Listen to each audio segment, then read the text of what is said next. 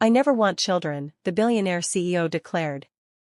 So, she walked away, pregnant. 5 years later, he found her again. They weren't just a child. They were triplets. Let's start the most powerful story together. 5 years ago. The words that destroy a soul always come wrapped in ordinary moments, delivered by the person you love most, when you least expect them. Clara Vance smoothed her hands over the emerald silk dress that draped softly against her frame. It was the same dress Adrian had complimented during their first weekend away in Aspen. Tonight felt different, electric with possibility, heavy with the secret she carried like a precious jewel in her heart. Through the floor-to-ceiling windows of Adrian King's penthouse, the city skyline glittered like scattered diamonds. But nothing could outshine the joy bubbling inside her chest. 3 tiny flutters. 3 distinct heartbeats that had been confirmed on the ultrasound just that morning. She touched her still flat stomach, imagining the impossible miracles growing inside. Triplets. The doctor had looked at the monitor in stunned silence before turning to her with a smile that rivaled the sunrise. It's rare, he had said. A 1 in a million miracle. After 6 months of loving Adrian King with every fiber of her being, after nights when his steel gray eyes softened only for her, and mornings when he held her as if she were the only thing grounding him to the earth, she was carrying his children. Not 1, but 3. You're quiet tonight, Adrian said, emerging from his study. He didn't smile. He rarely did. But the way his gaze swept over her, intense and consuming, stole her breath just as effectively. At 32, Adrian King commanded global markets and dismantled competitors with the same cold precision he brought to everything else. Everything, except loving her. Am I? Clara's voice carried a nervous tremor that made him pause, a tumbler of scotch halfway to his lips. The penthouse around them spoke of his power, minimalist, expensive, and cold. A fortress built to keep the world out. But tonight, none of that mattered. Tonight was about breaking down those walls for good. Tonight was about the noisy, chaotic, beautiful future they would build together. Adrian set down his drink and crossed to her, his movements fluid and imposing. Even in casual clothes, black trousers and a crisp white shirt with the sleeves rolled up, he carried himself like a king surveying his kingdom. When he reached for her hands, she noticed his grip was tighter than usual. Clara, there's something I need to discuss with you. Her heart skipped a beat. Was he going to propose? The timing would be perfect. She could share her news right after. She could watch his stoic face transform with the shock and wonder of instant fatherhood. She'd dreamed of this moment all afternoon, planning exactly how she'd tell him that his lonely empire was about to be invaded by 3 little heirs. I've been thinking about my legacy, he continued, leading her to the leather sofa that faced the panoramic view. About what I leave behind. So have I, she whispered, her hand instinctively twitching toward her stomach before she caught herself. Adrian sat beside her, his steel gray eyes darkening with a seriousness that should have warned her. You know how much I value control. How hard I've worked to ensure nothing can threaten what I built. You have, she agreed, her pulse racing. But sometimes the best things are the ones we can't control. Warmth flooded through her. This was it. This was the moment their real life, their big, impossible, messy life, would begin. Exactly, Adrian said, his voice dropping to the cold, detached tone he used in boardrooms when cutting a liability loose. Which is why I need you to understand my position on Heirs. Chapter 1. 5 years. 1,825 days of silence. The time hadn't healed anything, it had only calcified the regret into a permanent, aching hollow in his chest. Adrian King stood at the window of his penthouse, the city sprawling below him like a circuit board of golden light. He owned half of it now.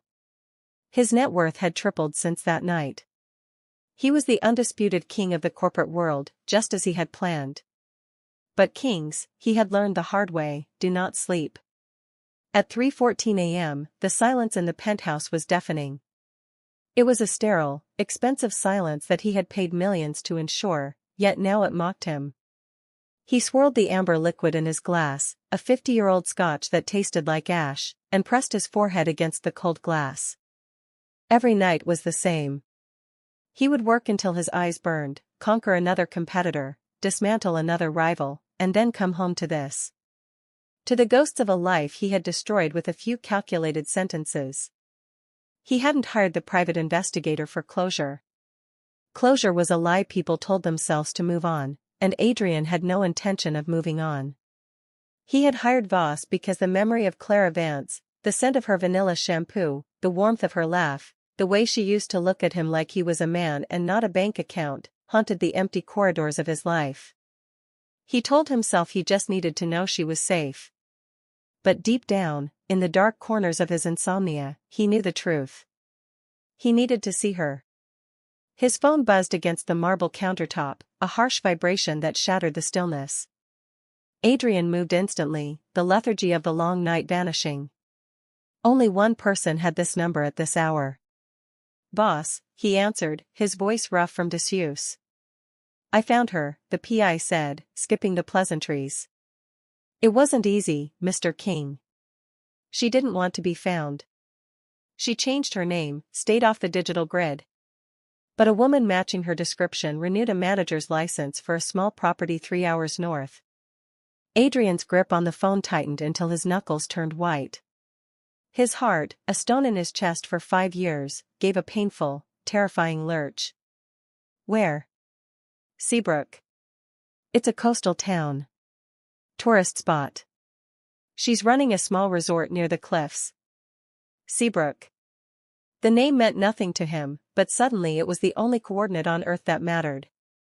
"Send me the address," Adrian commanded, already striding toward the bedroom. He grabbed the bag he kept packed for business emergencies, but his hands were shaking. "Sir, it's 3 a.m., Voss warned, hearing the movement. "The airfield won't be fully staffed until—" "I'm done waiting," Adrian cut him off. "Tell the pilot to prep the jet. I'll be there in 20 minutes. He hung up, leaving the glass of scotch on the counter, the ice unmelted. He didn't care about the board meeting scheduled for the morning or the billion-dollar merger that hung in the balance. He walked out of the penthouse that had become his prison, the elevator descending faster than his heart rate. He had built an empire on logic and control, but tonight, he was burning it all down for a chance to look into the eyes of the woman he had driven away. Chapter 2.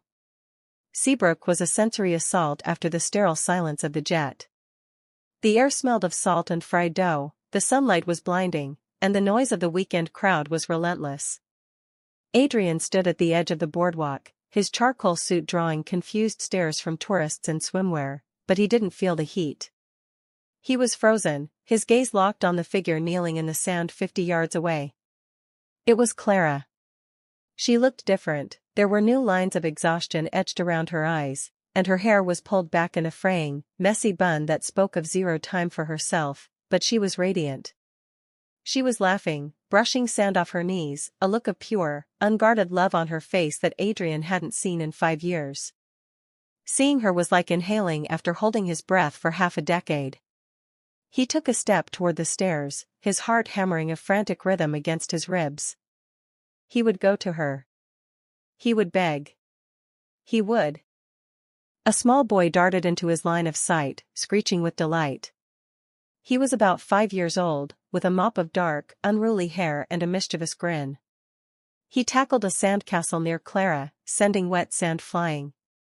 Adrian paused. She had a son.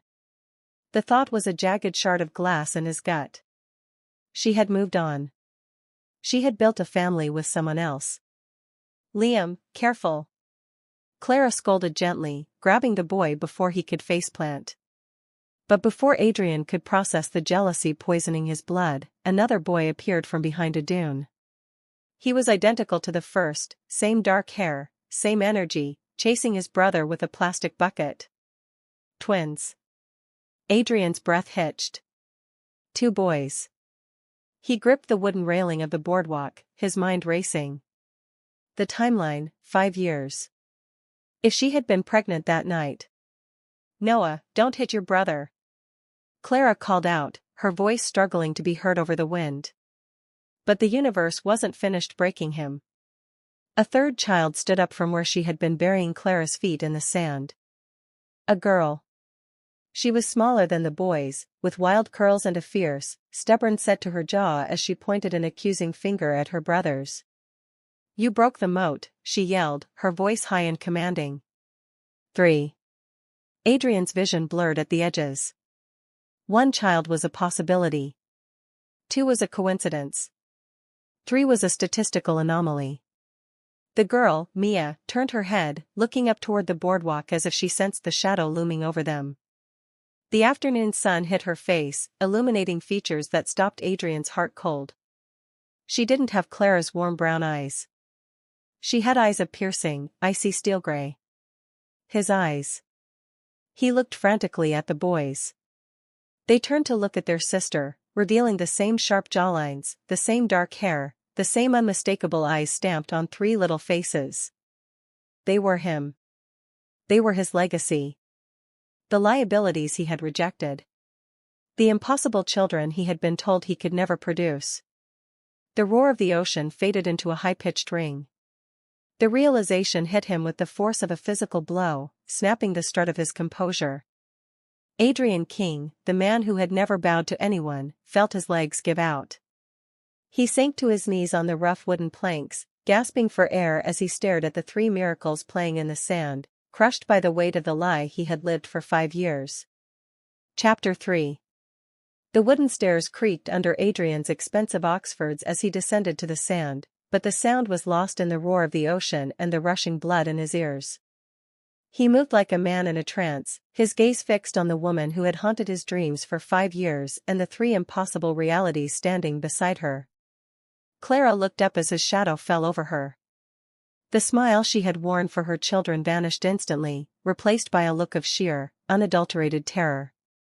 She scrambled to her feet, placing herself physically between him and the trio, her arms spread wide as if she could shield them from his very existence.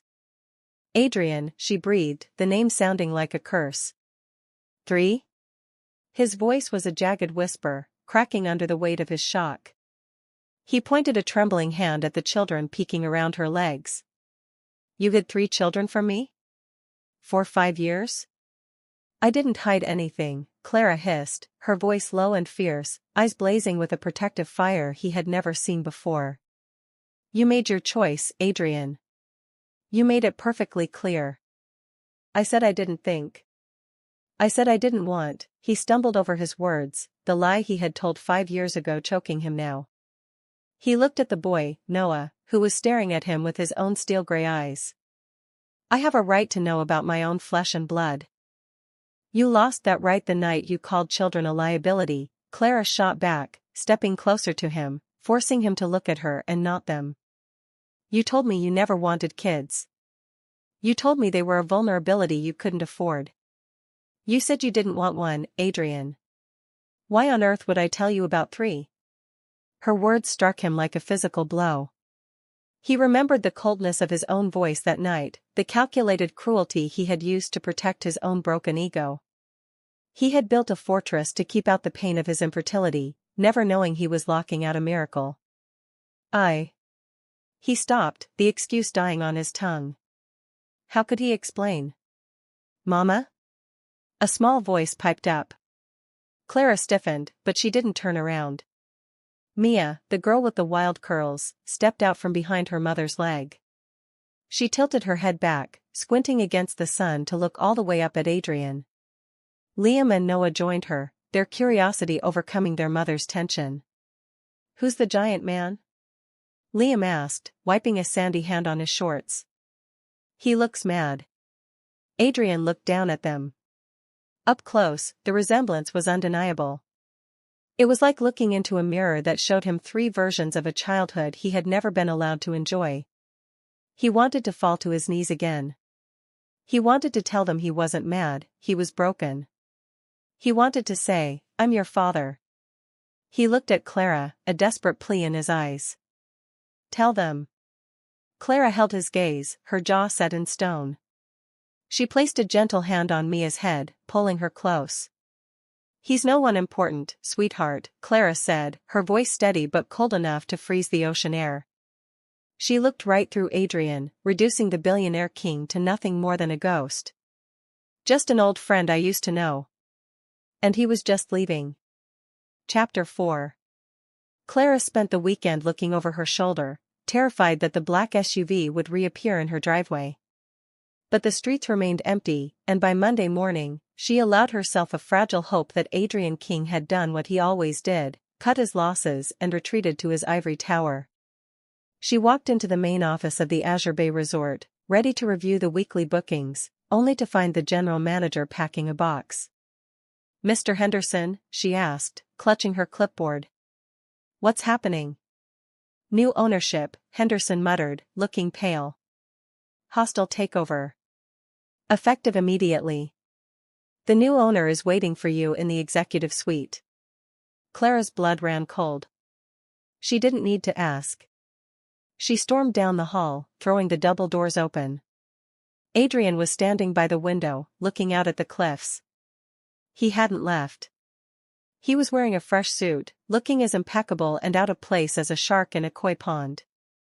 "You bought the resort?" she demanded, slamming the door shut. "Is this a joke to you? You think you can just buy my life because you didn't get your way at the beach?" "I didn't just buy the resort, Clara. I bought the holding company that owns the land for 3 miles in either direction," Adrian said calmly, turning to face her. "I'm not leaving, so stop looking for the exit." "Why?" she cried, her hands trembling. "You made it clear you wanted nothing to do with children. You called them liabilities." "I need to know the truth." He stepped closer, his voice dropping to a low, dangerous rumble. "The timeline. I've done the math, Clara. They are 5 years old. Which means conception was the night of the gala," Clara finished for him, lifting her chin defiantly. "The night you told me you'd updated your will to ensure no progeny could ever touch your money. You were so worried about a hypothetical trap that you didn't realize you were already a father." "So they are mine," he whispered. It wasn't a question. It was a confirmation that shattered the last of his defenses. "Yes," she spat, tears stinging her eyes. "They are yours. Noah, Liam, and Mia. They are the vulnerabilities you couldn't afford." Adrian turned back to the window, his reflection ghostly in the glass. He felt like the floor was tilting. It wasn't possible. 5 years before that night, after a bout of severe illness, 3 separate specialists had told him his count was negligible. Sterile. They had used that word. They had told him his legacy would die with him. He had built his child-free persona not out of hatred, but out of a desperate need to control the narrative of his own brokenness. He had pushed Clara away to save himself the humiliation of trying and failing to give her a family. But they were wrong. The doctors, the tests, the experts, they were all wrong. He looked down at his hands. He wasn't broken. He had created 3 lives. The shock was a physical weight, pressing against his lungs, warring with a terrifying, blooming sense of wonder he had no right to feel. He wasn't the last of his line. He was a father. Chapter 5. Adrian thought taking over a Fortune 500 company was difficult. He was wrong. Trying to manage 3 5-year-olds was a logistical nightmare that no amount of corporate strategy could solve. He arrived at Clara's cottage on Saturday morning, armed with what he thought was the ultimate peace offering, 3 limited edition, gold-plated tablets preloaded with educational software. He expected awe. He got indifference. "Does it bounce?" Liam asked, eyeing the expensive device before tossing it onto the sofa. "Boring." Before Adrian could defend the technology, Liam launched a sneak attack. A rubber lizard flew through the air, landing squarely on Adrian's silk tie. As Adrian flinched, Liam dissolved into a fit of giggles, sprinting around the living room like a caffeine-fueled tornado. "You have to be faster than that, giant man." Noah, sitting cross-legged on the rug with a solemn expression that mirrored Adrian's own boardroom face, was less physical but equally intimidating. He pushed his glasses up his nose, looking at Adrian with terrifying intelligence. Mama says you run a big company, Noah said. Do you know the difference between a suspension bridge and a cable-stayed bridge? Adrian blinked. Well, in terms of structural engineering. Draw it, Noah commanded, shoving a box of crayons and a piece of paper into Adrian's hand. If you get it wrong, you have to sit in the timeout corner. While Adrian frantically tried to recall his sophomore architecture electives under the scrutiny of a 5-year-old genius, he felt a tug on his trouser leg. He looked down to see Mia. She didn't have a lizard or a notebook. She had a plastic tiara and a look of profound skepticism that made him feel like he was being audited. You're tall, she observed, her arms crossed. But you don't look fun. I can be fun, Adrian insisted, feeling sweat prickle the back of his neck. I bought the tablets. Tablets aren't fun. Tea parties are fun. Mia shoved a tiny, neon pink plastic teacup into his hand. You have to be the royal guest. But you're too tall. Sit. Adrian King, who had negotiated billion-dollar mergers without breaking a sweat, looked at the floor. He looked at his bespoke Italian suit. He looked at Mia's unyielding steel-gray eyes, his eyes. Sit, she repeated. He sat. For the next 2 hours, his dignity was systematically dismantled. He wasn't the CEO of King Enterprises, he was Mr. Sparkles, a guest at Princess Mia's tea party who was also required to build a Lego skyscraper according to Noah's strict architectural standards, all while dodging Liam's ambush attacks with phone swords. When Clara walked in to check on them, she stopped in the doorway, stunned. She found the most powerful man in the city sitting cross-legged on the carpet, wearing a plastic tiara crookedly on his head, desperately trying to find a 2x4 red brick for Noah while sipping imaginary tea with his pinky out. I can buy you a real pony, Adrian offered Mia, wincing as his knees cracked. No, Mia said firmly, pouring him more invisible Earl Grey. I like this one. And for the first time in 5 years, watching his son construct a tower and his daughter smile at him, Adrian realized that the currency here wasn't money. It was time. And he was already 5 years in debt. Chapter 6. The silence that descended on the cottage after the triplets finally crashed was heavy, vibrating with the ghost of the day's chaos. Adrian stood on the back porch, staring out at the darkened tree line, a half-empty glass of water in his hand. He looked stripped down, tie gone, sleeves rolled up, hair messy from where Mia had tried to braid it. Clara watched him from the doorway, her arms crossed tight against the chill. She wanted to hate him. It was safer to hate him. But watching him today, seeing the way he had let Liam tackle him and how he had treated Mia's plastic tea set like fine china, had put a crack in her armor. You're good with them, she said quietly, stepping onto the wood planks. Better than I expected. Adrian turned, his profile sharp in the moonlight. I'm making it up as I go. Noah asked me to explain quantum physics during bedtime. I think I failed. You didn't fail, Clara said, moving to lean against the railing beside him, though she kept a careful distance. But you're confusing me, Adrian. Today, this isn't the man who told me children were a liability. It isn't the man who said he updated his will to ensure no progeny could touch his money. Adrian flinched. The memory of those words clearly cut him as deep as they cut her. He set the glass down on the railing with a sharp clink. I lied, he said, his voice rough. I know you lied, Clara snapped, the old hurt flaring. You said you didn't want kids, and now you're playing super dad because you found out you have heirs. No, Clara. He turned fully toward her, his expression raw, stripped of all its usual CEO armor. I lied about why. I didn't tell you I didn't want children because I hated them. I told you I didn't want them because 3 different specialists told me I couldn't have them. Clara froze. The wind rustled the leaves, but the world seemed to stop. What? 6 years ago, after I was hospitalized with that fever in Zurich, the doctors told me the damage was permanent, Adrian confessed, the shame of it still evident in the tight line of his jaw. They said I was sterile. That my legacy would end with me. He looked down at his hands, the hands that had built an empire to compensate for the family he thought he'd never have. When you tried to tell me you were pregnant that night, I panicked. I thought if I let you say the words, I'd have to accuse you of cheating. Or I'd have to admit that I was broken. So I pushed you away before you could hurt me. Clara let out a shaky breath, her hand flying to her mouth.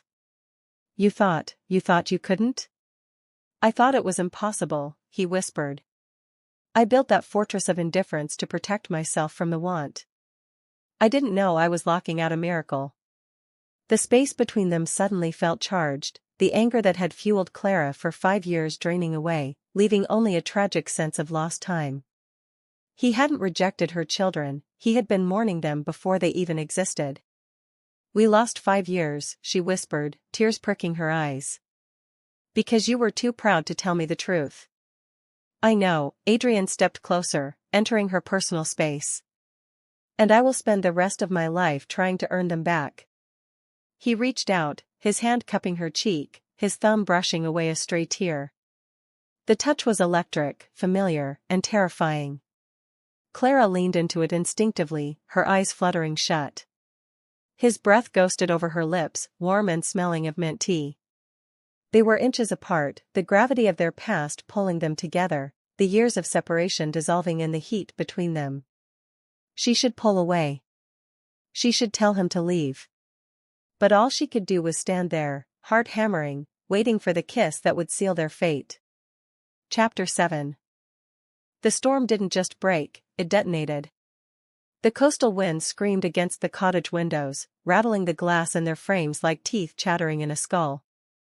Inside, the lights flickered and died, plunging the living room into gray, stormy shadows. Clara huddled on the sofa with Noah and Liam, clutching them tight as thunder shook the floorboards.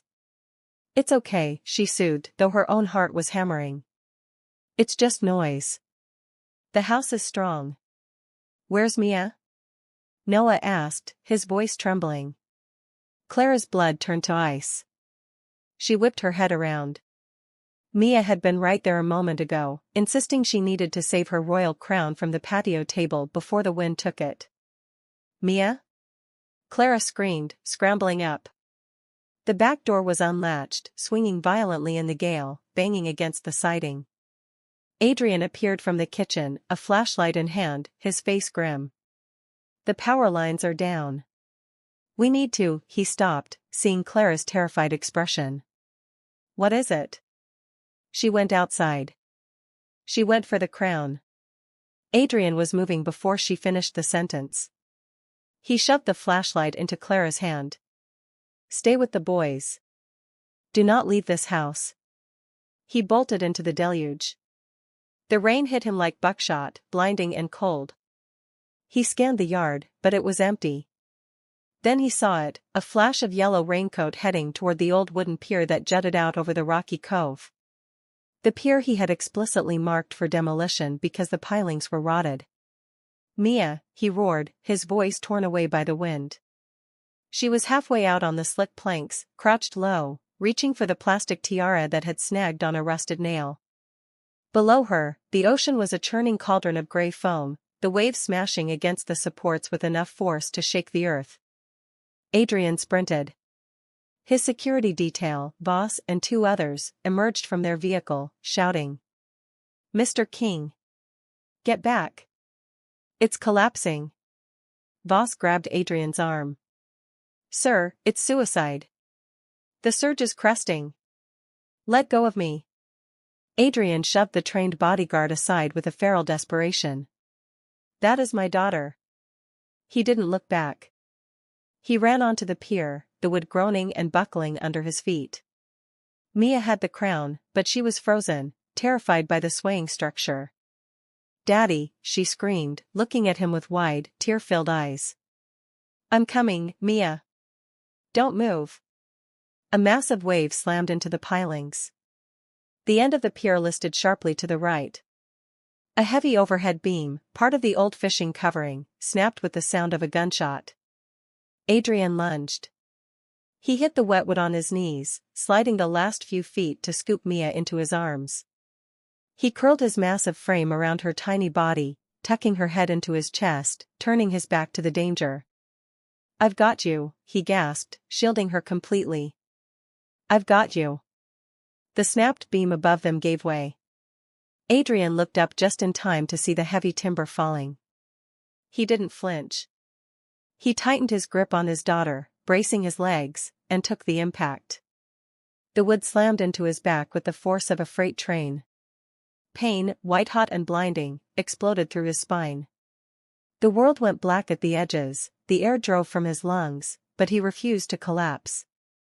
He locked his muscles, becoming a human shield, guarding the miracle he had once rejected, even as the darkness rose up to swallow him whole. Chapter 8. The antiseptic scent of the hospital waiting room did nothing to mask the metallic tang of fear coating Clara's tongue. She paced the linoleum floor, her gaze flicking constantly to the double doors where they had wheeled Adrian an hour ago. Voss stood by the wall, looking uncharacteristically shaken, his suit stained with mud from the cliffside. When Dr. Evans finally emerged, pulling off his surgical cap, Clara was on him in a second. "Is he?" "He's stable," Dr. Evans said quickly, holding up a hand. "The beam fractured 2 vertebrae and caused significant internal bruising, but the spinal cord is intact. He's going to need surgery to stabilize the column, and a transfusion to replace the blood he lost, but he's strong. He'll walk again." Clara let out a sob, her knees threatening to buckle. "Thank God." "There is something else," the doctor said, glancing at the chart in his hand with a furrowed brow.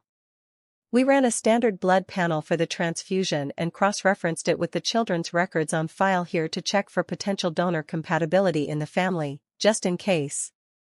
He looked up, his expression a mixture of professional confusion and awe. "I read his history, Ms. Vance. The diagnosis from Zurich. But the markers don't lie. These children, they are a perfect genetic match.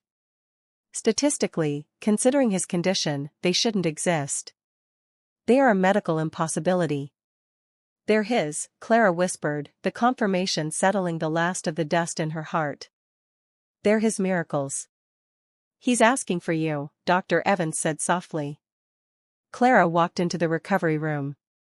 Adrian looked devastatingly pale against the white sheets, tubes snaked from his arm, and a heavy brace secured his torso.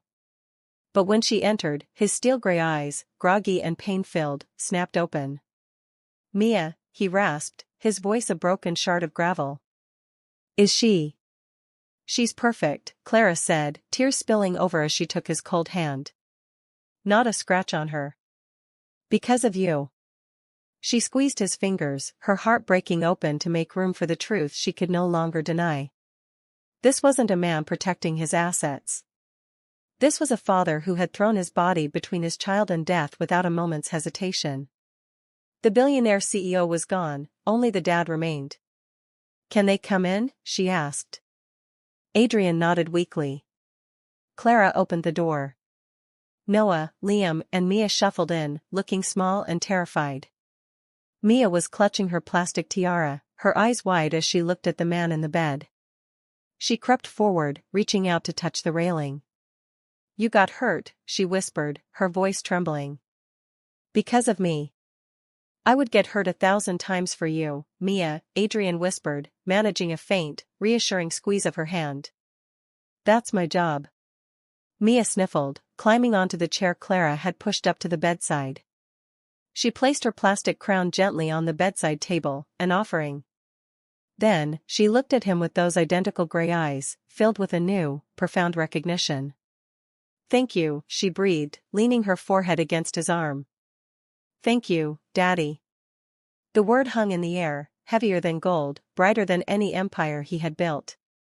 Adrian closed his eyes, a single tear tracking through the grime on his cheek, as Liam and Noah crowded in, their small hands reaching for him, completing the circle. He had broken his back, but for the first time in his life, he was whole. Chapter 9.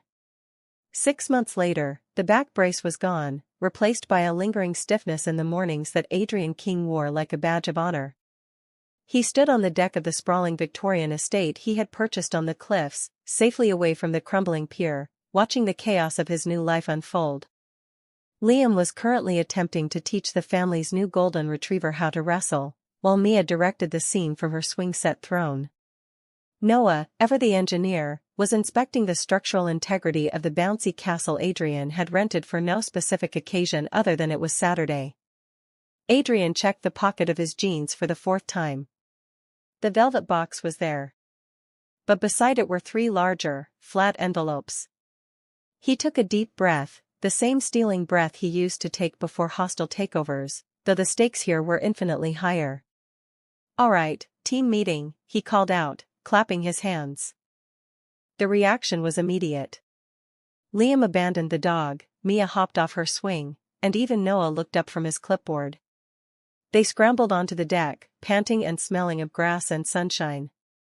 Clara followed them, wiping her hands on a dish towel, her smile warm and expectant. "Is this about the ice cream ratio?" Noah asked, adjusting his glasses. "Because I've calculated that we're low on chocolate." "Better than ice cream," Adrian promised. He knelt on the wood planks, putting himself at eye level with the trio who had rewritten his genetic code. "I have gifts," he started, handing each of them a thick, cream-colored envelope. Mia tore hers open first. "It's paper," she said, unimpressed. "It's not just paper," Adrian explained gently, his voice thick with emotion. "It's a legal decree. It says that from today on, your last name is King. It says that everything I have, everything I am, belongs to you. It means I can never disappear, and you can never be unchosen. You are my heirs, my heart, and my impossible miracles. Legally. Forever."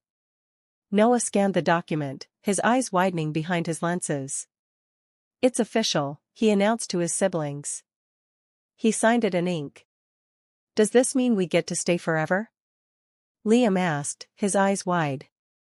"Forever and always," Adrian vowed. He then turned his gaze upward to Clara, who was watching with a hand pressed to her mouth, tears streaming freely down her face. Adrian didn't stand. He shifted on his knees to face her, pulling the small velvet box from his pocket. "Clara," he said, the name tasting like salvation. "You carried a miracle alone for 5 years because I was too afraid to believe in one. You protected them from the world, and you protected them from me until I was worthy of them." He opened the box. The diamond was simple, elegant, and timeless, a promise made of light. "I don't just want to be their father," he whispered. "I want to be your husband. I want to build a legacy that has nothing to do with money and everything to do with the noise in this backyard. Will you marry me?" Clara dropped to her knees beside him, pulling him into a fierce embrace that knocked the wind out of him. "Yes," she sobbed into his shoulder. "Yes, Adrian. 1,000 times yes." Group hug. Liam shrieked, launching himself at them. Mia and Noah followed, creating a tangled pile of laughter, tears, and limbs on the sun-warmed deck. Buried beneath the weight of his world, Adrian King closed his eyes and finally, truly, rested. He had spent a lifetime building an empire, but it wasn't until this moment, surrounded by his wife and 3 impossible children, that he realized he had finally built a home.